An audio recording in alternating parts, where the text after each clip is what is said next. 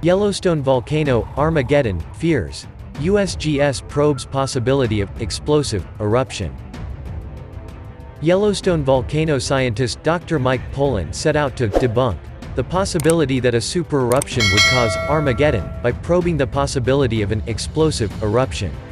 The caldera gets its nickname due to its ability to inflict global devastation during its most violent eruption, something that has happened 3 times in the past: 2.1 million years ago, 1.3 million years ago and 640,000 years ago.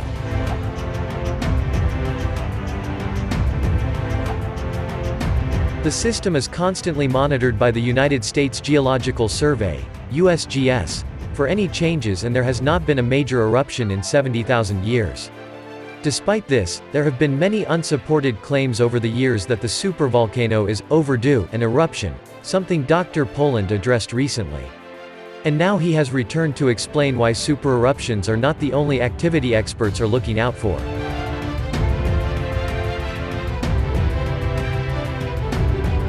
He said, "This month I thought we'd try to debunk another misconception. That if Yellowstone were to erupt, it would be Armageddon, that only explosive eruptions are possible. And that's just not true. In fact, the most common form of activity at Yellowstone is a lava flow, and even those aren't that common. They happen only once every few tens of thousands of years."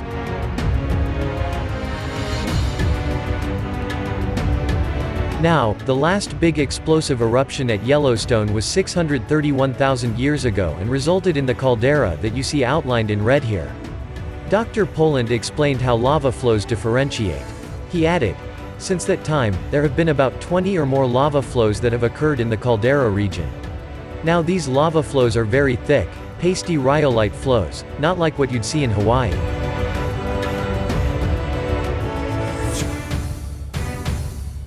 Not those very fluid flows. These are very thick flows that don't move very quickly, but they are huge. And they occurred in 2 episodes in Yellowstone, after the big caldera-forming explosion. One was about from the time of the explosion, until 250,000 years ago or so." The expert went on to pinpoint where other activity can be observed in Yellowstone Park.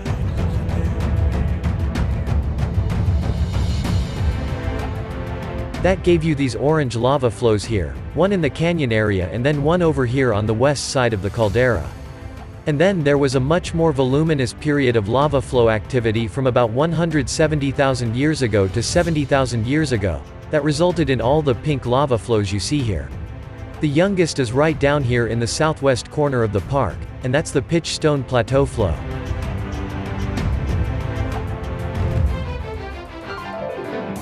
Now this is a view of Madison Junction, looking off to the north. Here's the caldera rim, and these big plateau areas that you see in the foreground are actually these really thick lava flows. Still, the expert said this activity is not common.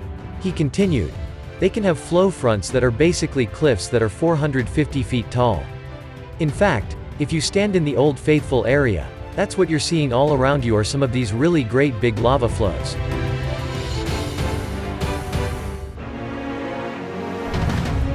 And if you want to see into the guts of these lava flows, go to the Grand Canyon of the Yellowstone.